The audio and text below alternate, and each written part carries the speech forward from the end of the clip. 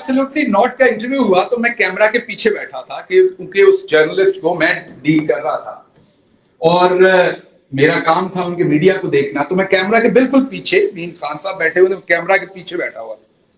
तो जब उसने सवाल किया तो मेरे दिमाग में था कि आप खान साहब ये जवाब देंगे कि अभी अमेरिका ने मांगे नहीं है, जब मांगेंगे तो देखेंगे।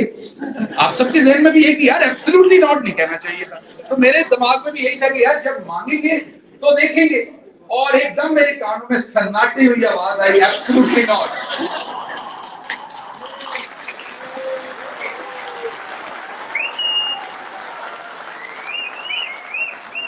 और मैंने कहा, मैंने दिल में उसी टाइम कहा मारे गए। खैर इंटरव्यू खत्म हुआ। इंटरव्यू एक ऐसी जगह, अच्छा आपको लग रहा होगा बड़ा फैंसी सा सेट था, खान साहब पैसे नहीं खर्च करने देते थे। ये मैं आपको मजाक में नहीं बता रहा, बिल्कुल पैसे नहीं खर्च करने देते थे। मसलन अगर ये सेट है, इसके पीछे फैब्रिक लगवाना है सस्ते पर्दे का, तो वो भी वो इजाजत नहीं देंगे आपको। तो वो इंटरव्यू की ना मैं ऐसी जगह ढूंढता होता था। मतलब मैंने आपको कहा ना बमसी शमसी से मेरा मीडिया से कभी देना देना था, मैं लीडरशिप का प्रोफेसर था।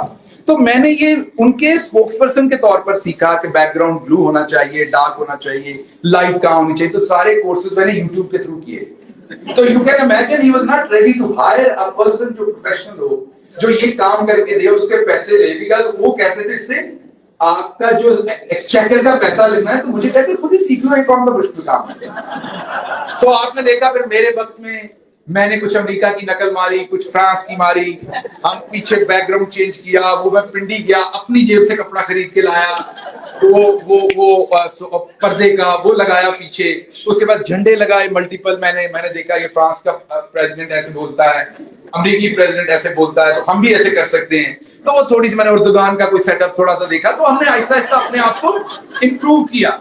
वरना तो वो आपको पता है पाकिस्तान में किसी के भी दफ्तर पे जाएं, मेज के ऊपर ग्रीन कपड़ा है और कुर्सी के पीछे तौलिया है,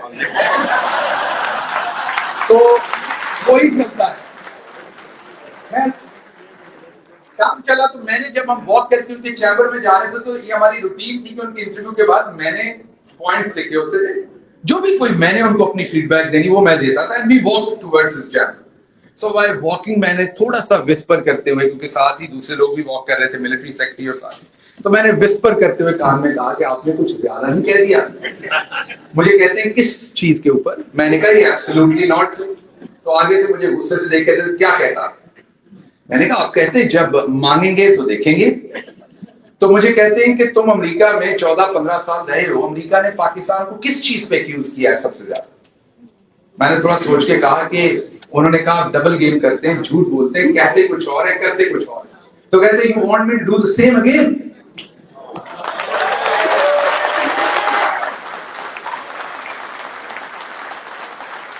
तो उन्होंने कहा कि मैं अमेरिका से दोस्ती चाहता हूं, लेकिन मैं उन्हें बताना चाहता हूं कि अफगानिस्तान पे हमले में हम पार्टनर नहीं बनना चाहते। हमारे लिए मसला होता है 80,000 लोग हम पहले शहीद करा बैठे हैं, हमारी यहाँ पर बहुत प्रॉब्लम हो जाती है। सो ये सवाल तुम्हें लगता है कि ऐसे ही पूछ दिया गया है? इसके पीछे बैकग्राउंड है, और अगर आज मैं इसका गोल जवाब दूंगा तो फिर अगली दफा फॉर्मल शायद रिक्वायरमेंट भी आ जाए, और फिर जब मैं कहूंगा हाँ दे देंगे और फिर हम नहीं देंगे तो अमेरिका एक्यूज करेगा डबल रोल का, और या मैं दे दूंगा और अपनी कौम से झूठ बोलूंगा, तो ये एक रास्ता खुल जाएगा झूठ बोलने का।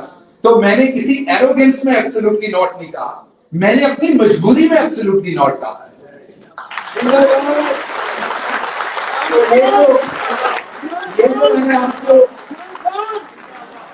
ये जो मैंने आपको स्टोरी सुनाई है, इसलिए भी सुनाई है कि आपके बहुत सारों के ज़हन में भी ये सवाल था कि एब्सोल्युटली नॉट क्यों कहा था, ना कहे। अगली बात मैं आपके सामने रखता हूं कि हमारा जो इस टाइम प्रॉब्लम है, वो मैंने आपको कहा कि सबसे बड़ा था कि हमने सियासत से लोगों को बाहर कर दिया। मैं आपको अगर अपनी दास्तान सुनाऊं क्विकली, तो मैं फैसलाबाद से 30 किलोमीटर दूर एक गांव में पैदा हुआ। हम 30 बच्चे थे प्राइमरी स्कूल में, एक कमरे की बिल्डिंग थी, 5 क्लासेस थी, दरख्त के नीचे बैठ के हम पढ़ते थे। जैसे जैसे सूरज मूव होता था तो दरख्त का साया मूव होता था। सो जब साया मूव होता था तो नीचे हम मूव होते थे अपनी अपनी जगह पर। उन 30 में से हम 2 हाई स्कूल पास करके आगे कॉलेज में गए। हाई स्कूल में कुछ ज्यादा लोग गए, लेकिन हाई स्कूल पास करके कॉलेज में उन 3 में से 2 गए। एक ने चंद दिन के बाद एजुकेशन छोड़ दी, मैं अकेला रह गया कॉलेज में।